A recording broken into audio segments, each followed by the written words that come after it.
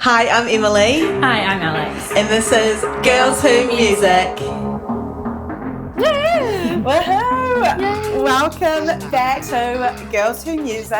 We are kicking off our interview series with a local Tamaki Makaurau George FM Nights resident, Pixie Lane. Well, hello. Welcome. I am so honoured to be the first actual guest on Girls on Music. Thank you so much We're for having so me. excited. Of course, we're so excited that you're here. Yeah, thank you so much for coming along. Of course I'd be here. I'm here for the girls. Let's go. So we start every episode with a song of the week. Yes. So what is your song of the week this week? This is hard because I listen to so much music. Yeah. But recently I played a song that I forgot about and I was like, oh, this song is just so good. Yeah. It's called Just Breathe by Fairy Carston. Okay. Oh. Now, it's a trance tune. I think trance is going a bit mainstream, to be honest. Ooh, but yeah. I played it the other night just on a whim and I just transcended. So yeah. Yes, I love that. please go listen to it. Yes, we It's will. like- Yeah. We'll have to listen. It's one of those songs that you're going to put in your car, or if you were at a festival, you'd just be transcending. You just don't Yes, know you what's going to would be just happen. like- Yeah. I feel like trance just, well, for me anyway, it does that. Like I just feel, you feel like, Transported. yeah. Lifted off the ground. I love that. Amazing, amazing. Yemi, what was your song of the week? My song of the week is Daisies by Justin Bieber.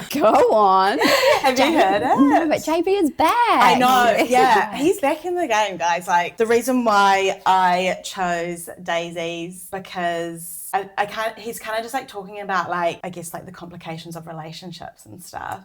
And, or I guess like his marriage. And it's just like really interesting, but it's got just like a really nice feel to it. And it just feels like, Cute, like fun new gen song. of like Justin Bieber. We're you here know? for it. Yeah. It's interesting how much there's been like heaps of bad press about JB, but I think that it's been intentional for his album release. Probably. Yeah, so I saw a little post about Hailey Bieber, and I think his album dropped, and she was like, "See, told you guys." And I think it's just been like hype you guys. to basically get his album heard and to get him seen, and it's like interesting because it's like any press is good press, Yeah. Oh, even yeah. if it is That's bad. actually such a good point. Yeah. Like keep saying stuff about him being like a crappy husband and all Yeah. this, and I was like, oh, awkward. And then he releases an album, but because people are already talking about him, Yeah. like They can kind of relate to it, but it's kind of, Yeah. I guess, like on a New Zealand level, like what do we have to do? Like, what kind of press? But Yeah. it's very interesting. So that's my tune. song Good of the week. tune. What's your song of the week, girl? my song of the week is Lucifer by A.G. Cook. I just Ooh. freaking love it. You haven't heard it? I haven't heard it. I'm here for Oh my it. God. Two songs to listen to. Yes. That is a song that I feel like transcended to. There's Yeah. something about the opening of it that just like, I love it. Cool. A.G. Cook's really cool. I'm gonna discover it. That's the best thing when you talk to people about music, is you find tracks that you just never realised that you needed in your life. They never, like, you just didn't know they existed, and then you're like, how did I live? Exactly. Yeah. So anyone that's listening to this, hopefully you listen to these 3 songs and we're all going to transcend, have a moment and feel better together. It's just so fun also too to like hear how the song makes you feel, or like why you're listening to it, like why you're enjoying it that week, or like you know. Like it's so nice that you were like, oh, I used to listen to it, and then you put it back on, and like, does it remind you of when you were like younger, listen to it, or? I, obviously as a DJ, I'm just constantly finding songs, and like you said, it's one of those things like you find tracks that make you feel something, and I guess as an artist, I love to play music that people feel things. Yes. And so every once in a while, you find this one track that gives you a feeling, and then you remember it. So it's that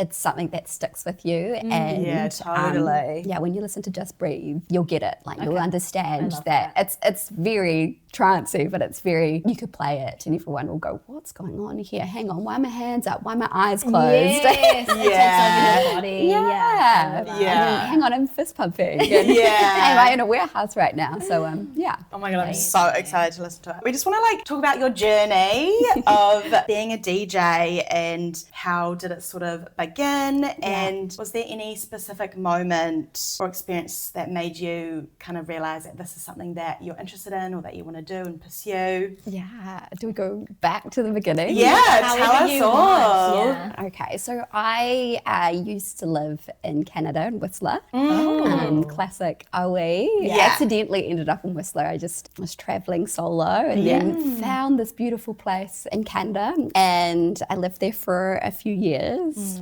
And then I came back to New Zealand. And when I came back to New Zealand, in all honesty, I was like super depressed. Yeah. That's fair enough. Yeah, I think that's a common thing. yeah, you've gone and you've experienced the world, and you come back, and for me, I just like wasn't the same person anymore. And my life in Whistler, I used to snowboard like every day, and I used to listen to music. Yeah. And I think one of the things for me, when you're feeling like you're in a bit of a hole, you kind of have to like look at your life and go, wow, what am I doing? So I was going to work every day, was doing the same thing. Yeah. And I thought, gosh, I really just need to find a hobby. Yeah. But what hobby do I do? I can't do snowboarding because I live in Auckland. Yeah. And I started to think, like, what did I miss most about snowboarding? Yeah. And it's actually the fact that I didn't have to talk to anyone and I was listening to music. Yes. Oh, wow. And as the stars aligned, one of my really close friends, who we'll talk about very soon, Kazi Flip, he had invited me to watch him DJ.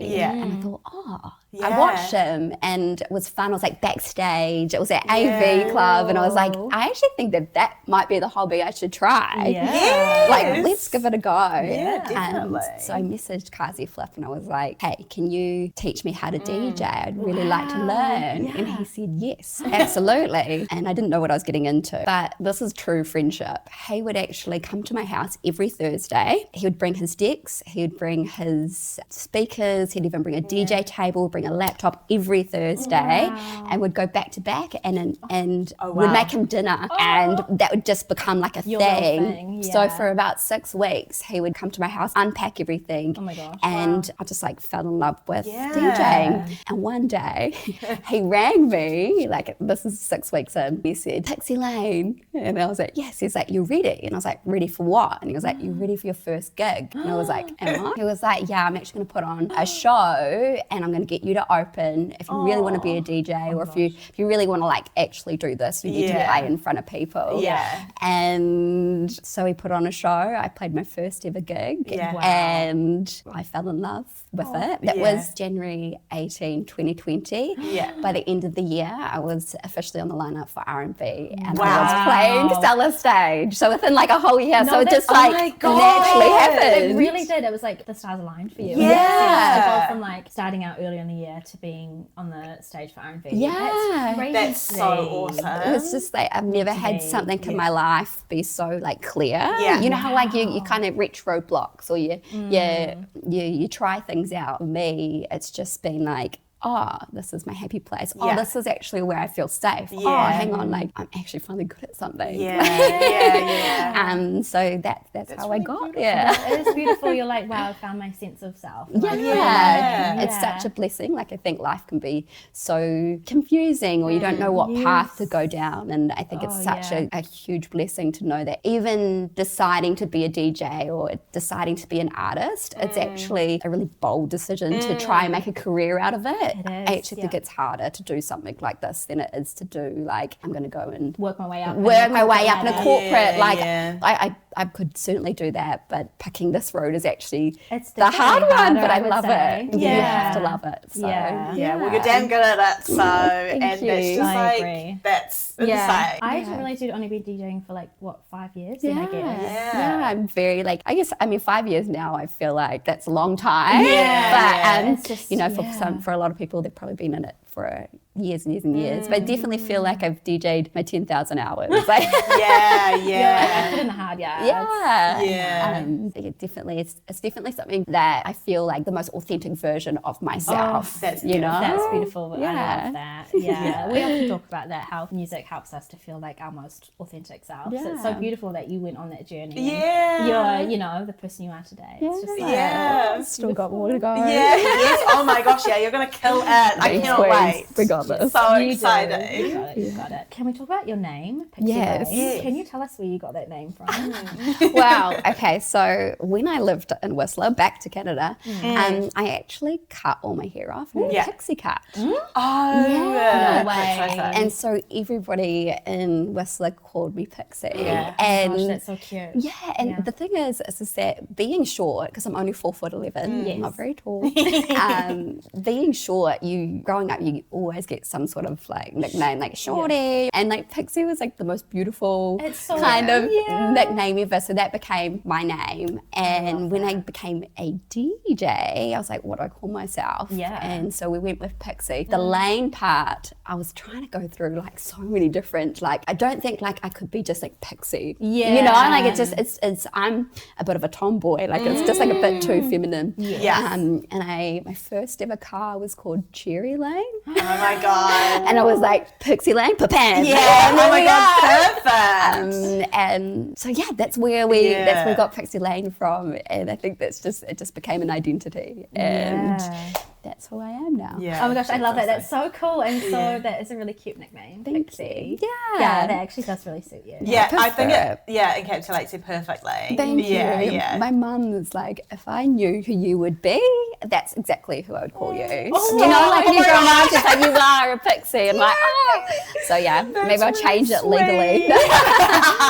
You really are like your most authentic self. Yeah. So you've played at some really big New Zealand festivals like have. R&B and Yes. Hidden Valley. So what Yes. has been your favourite gig to date? Oh, I think like every gig I play, I always take something away Yeah. from it. It's always hard when someone's like, what's your favourite gig? Yeah. And in all honesty, I'm very critical. Like after every show, yeah. I'll always Yeah. kind of like think back. Self-critical? Yeah, absolutely. Of like what worked, what didn't work. But if there's one moment where I realised, okay, this is me, like I am going to chase this career, is that first ever set that I played at R&V. I was so afraid to play that show. Yeah. Not only was it one like such a big deal, but I remember on Christmas Day I was with my family and I was practicing my set for R&V. Like I probably should be doing the dinner with everybody, but here I am in a little corner. I brought my decks down and I was like practicing just to make sure that set was perfect. And after I played it, it was just such a sense of an achievement because from that whole year, here we did are. it. Yeah. So it's like life changing because there's nothing like putting in so many hours and so much work to be able to pull it off. Yeah. And so that would be my most memorable. But every set that I do play now is just, I always take something away, whether it's That's awesome. connecting with somebody in the crowd or whether it's realizing that your song selection is actually on point. And then sometimes there's sets where you go, wow, that didn't go to plan. Yeah. And you actually get something from that because you realize that it's not a disaster if you make a mistake. Yeah. Everyone forgives you, and So you have all true. these like stories in your head that like maybe I'm going to make such a fool of myself and nobody will love me. But then you make a mistake and then you just get up and you keep going and everyone still loves you. So. Yeah. And people probably wouldn't notice all the time, right? No, they don't. Because we don't know what you're going to do. Yeah. So how would we know if it was a Exactly. mistake or not? I don't think people hear it as much as you do anyway. No, So. yeah. I Yeah, think no, they would. definitely not. Yeah. Or sometimes people might think it's like part of the set, like some fun little like Yeah. tip, you know what I mean? Yeah, Like, like, that was different. That's Exactly. You know, one trick for DJs, and I saw on Coachella, Fred again did this. He like jumped on the mic. Oh yes. And so generally when you hear or you see a DJ go on the mic, maybe when it's like a little bit hectic, it's a little trick to kind of like give yourself some more time and to hide things. Like reset. Just to kind of like, if you're like, oh, okay, this is like going to be a train wreck, you can jump on the mic and go, hey everybody, how you feeling? And then like quickly go back and then go, now that doesn't mean if I go on the mic, I'm not a train wreck, but I'm just saying like it is a really good like trick. And I remember watching that live at home being like, I think that he's trying to save this right now. Yeah. Oh my Yeah, God, because I could that's see so Skrillex like on the interesting. decks being like, and he could probably see something going on. on. I could be spreading misinformation. But hey, you know, that's your perception of it. Yeah, so. yeah. Are they trying to say something here? But That's so interesting. As a George FM Nights resident, how do you keep your shows fresh every week? Well, the cool part about the George FM's residency is one, I don't actually think there's many girls that have a full-time residency in New Zealand as a DJ. So it's such an honour to be able to play weekly. I actually think this show has fully shaped my sound to where I am now. And this is something you guys might not know. There's actually a group chat. It's called the Cockies group chat. And every week when I go to play my show, they actually log into this group chat and we all talk while I play. So it's called like the midweek disco, and everybody in this group chat is about like 50 people of listeners in this group chat. And so it's like a tradition that they'll like at 9 o'clock get on their phones, turn on the radio, and we'll all chat in this chat group. So it's really cool because I feel like I'm showing up for them. Like I forget that there's like thousands of people that are listening, but it's really nice because we'll kind of like basically use that momentum of that week to connect together. It's so special because there's like a little community around it. Oh my God. Yeah, that's so cute. And I think I've got to know everybody in that group chat to a point where I know who likes what. You know, like I know that Dave from the Tron, he's really into trance. We've got Chrissy P, who's like super into, he plays drum and bass, but he's like heavier stuff. And they'll even message me and be like, yeah, we're here for like the Warehouse Pixie Lane, or we're here for, you know, so it's kind of. So you're like, cool, I can like play that for them, and you know they're going to be listening and hype. Yeah. And it's also just really nice that they let me go weird. Like, so sometimes I'll go like a little bit kind of left field, and because I've got this group chat, I can kind of really gauge where the response is. And the more authentic I've been on the show, the bigger the response has actually been, not just in the group chat, but on the text machines. I have people that message me like after the show on Instagram, and they generally like give me a little review of like how great it was, not to like toot my horn or you know, like, or sometimes I'll get messages of being like, hey, where is that song from? But when you say like, how do you keep it fresh? I think when you're playing, it is a bit of like an art piece. It's not even about like, I'm trying to keep it fresh and new for everybody. Like every performance is like my painting, and I just get to like deliver that. So it's never in a space of how do I keep everyone excited. It's just like, how do I make everybody feel today? And where am I at? Am I having a good week? Am I having a bad week? Am I having, you know, is something, I think depending on what's going on in my life can really reflect on actually what I'm playing and what like emotions I bring. That's so true. So, that's so awesome. personal. This is amazing. Getting you all the tea. I love it. I'm like eating we will be joining that group chat. Definitely do. It's the most beautiful community. And it's not even just the weekly midweek disco meetup. Sometimes they'll always come to shows, and it's just become like a big family, and it's growing. I need to figure out a way to like bring them together. Or just like they're all big George listeners, but I think they've all just turned into fans that are friends.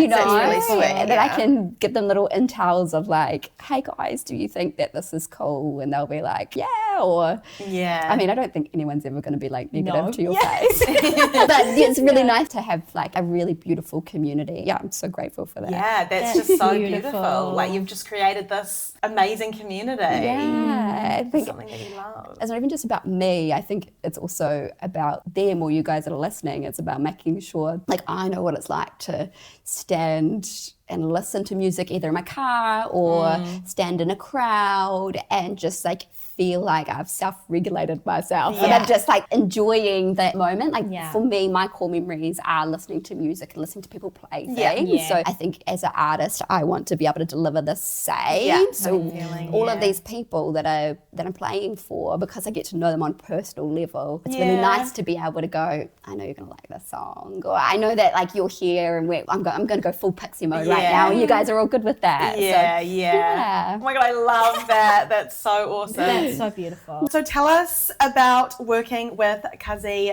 Flip on your EP and how did that collaboration come together? Well, I mean, you've kind of know. Yeah, absolutely. But it's probably really good that we get into this. So, because I'm actually not just a DJ, I'm also a producer now. But that EP is basically where it all started for me. And so obviously with Kazi Flip, he's my best mate, and he taught me how to DJ, and then he started to teach me how to produce music. And we've made lots of music together. But I think because it was COVID at the time when we started making these tracks, it was just like a really cool opportunity to be able to learn. Because if you want to be an artist that's a DJ, you do have to produce. And so, I used to go to Kazi Flip's house and we'd sit there and we would make music. He would teach me so many things.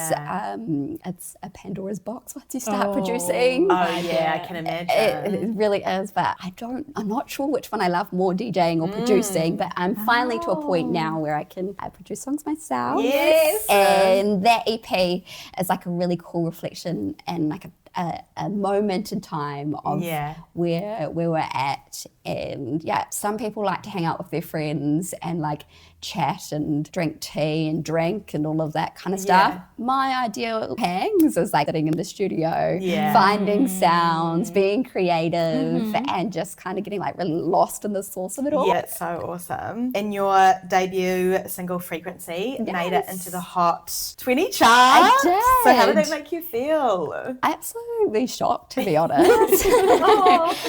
There's a beautiful vocalist on there, Roseanne, and we got her into the studio to sing, and she's just wild. But that song, one, you never expect any, like when you release a track, you just kind of let the world kind of take it, and it's interpreted in any way that you want. I didn't expect it to get in top 20, but that has been one of my favourite songs to play in a lot of my sets because I have people that like scream it to me, you know. And I think it's one of those tracks I have had a couple of conversations where it's one of those tracks that they've listened to that's like helped them get through some like tough times.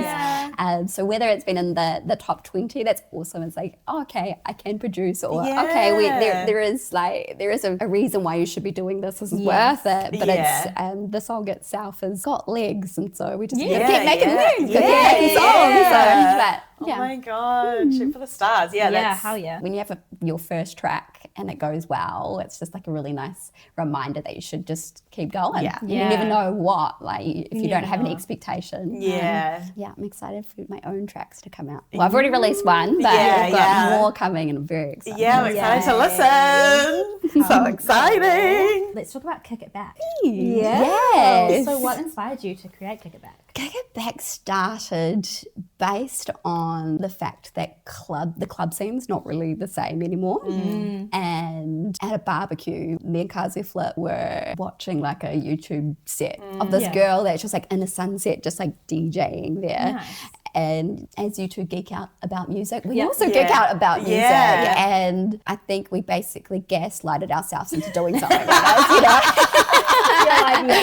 We're going to do this. And so me and Kazi Flip were thinking about ideas, because obviously he's an incredible DJ, one of the best percussionists in New Zealand, an amazing producer, like he's onto it. And we would go back and forth of like, okay, where should we do a set? What should we do? Why were we recording this? I think the ethos behind it all is one, doing stuff in unique places, which are really cool, and two, being able to like provide a performance that people can watch more than once. You know, like YouTube's a really great place to be able to just cook and put music on. Or if you're at afters, the amount of times I've been to like kick-ons and watch like a YouTube set. And so I think as an artist, like making sure that we're up there as well is kind of where it came together. So cool. And when we were talking about Kick It Back, we were going back and forth about where should we do this? And New Zealand's iconic. There's so many cool places.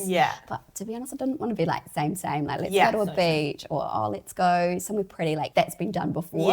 And so we were going back and forth of where do we do this? And I remember I had this moment where I was like, oh my God, why don't we do it in Motown?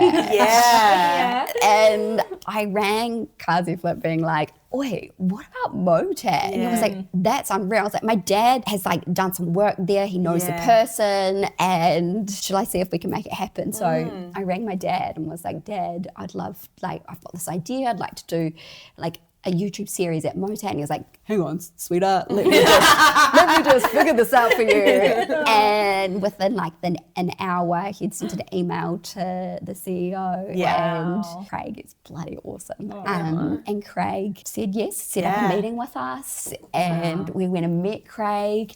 And then after we met Craig, we went for another meeting with the marketing team, and they're amazing. So we did a walkthrough, and they're just all big music lovers. And they love the idea, love the concept, and they said yes. And so it was born.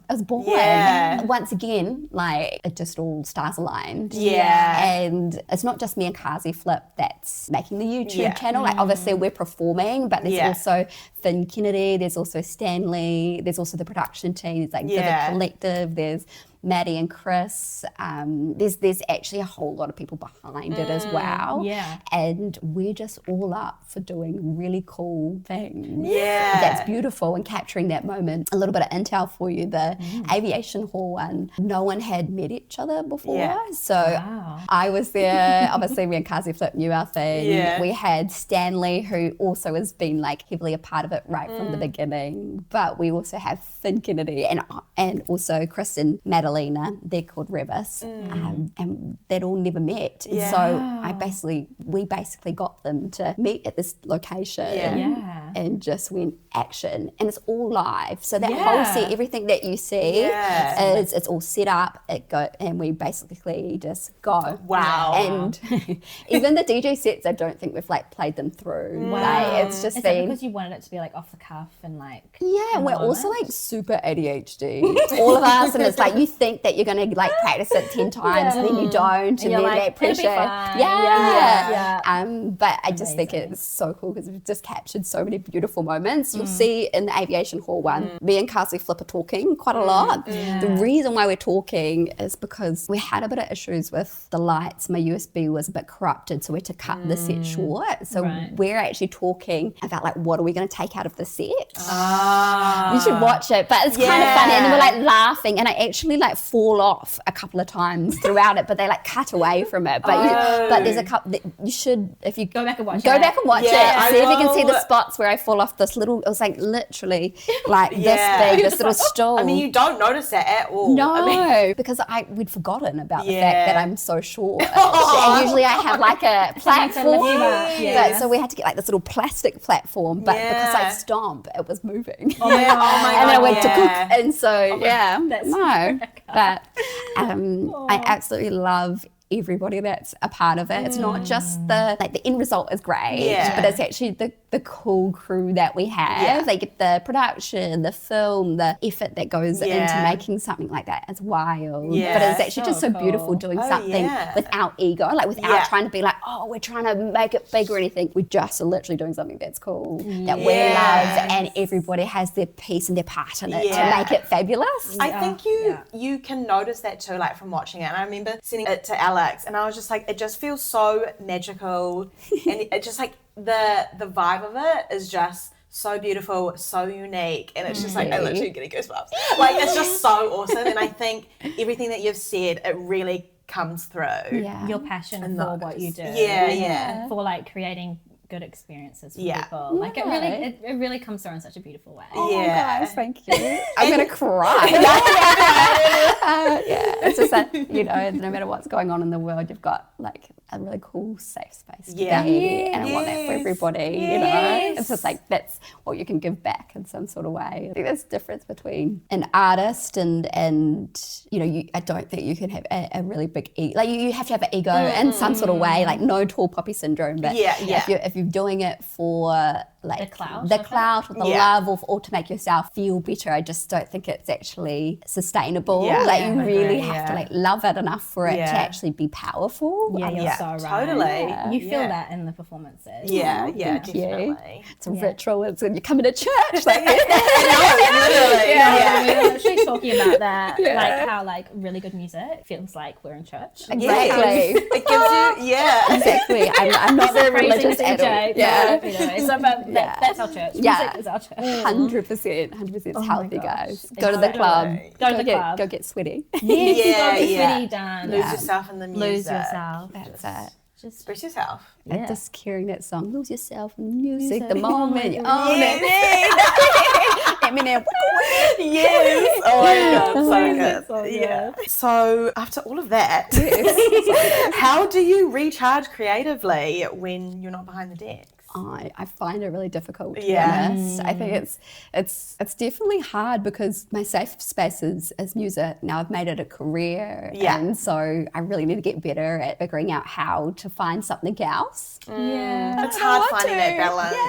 Yeah. But I would say just like being with friends Yeah. or being in the moment and going for walks and Yeah.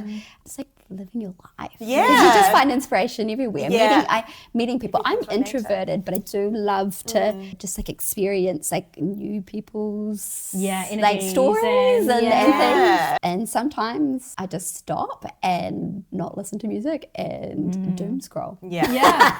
Yeah. I'm scrolling for hope, guys. Like, doom scrolling. my God. But yeah, I I do love need to get better at that. If It's got not any easy. suggestions, Oh, like, I got none for you. yeah. But I think, creativity is just a form of expression of life. So you just Yeah. have to make sure you have to live life so that you Yeah. can express Express that it. in some sort Totally. of way. That's a great answer. I love Yeah. that. Yeah. If your DJ sets had a flavour, what flavour would they be? I think my flavor would be spicy. Ooh. Now let me tell you why. Okay. Because I think spicy is the only kind of flavor that leaves you with some sort of feeling. Like it can hurt or it can be great. hot. It's like, but when it's good, it's like a memory. And so I feel like my music is a feeling. And so let's go spicy because that is going to be that feeling that you don't forget. Totally. Oh my 100% God, agree. I love that. It's Yeah. like an imprint on you. Imprint, that's it, exactly. Yes. It's if it's too hot, it burns. If Yeah. it's like, It's that unforgettable. perfect type of spice, it's Yeah. just like And it a also bit makes of you a... want more. as Yeah. well. Yes, Like, yes. And yeah. your body gets like, Into oh my it, God, yeah. anyway. That's exactly... You get the Yeah. sweats, We get exactly. So, Transitioning, you know? exactly. Transiting. So we're going spicy. Yes. If you could trade places with one DJ for a night, who would that be? This one's hard. This is super, super hard. Like, because there's not that many female. There is. Like, Yeah. there's Piggy, there's like so many icons. Yeah. There's more and more. Maybe Avicii, just because like I think that he's like iconic. Yes. And I just would love to be in his brain. Yes. Yeah.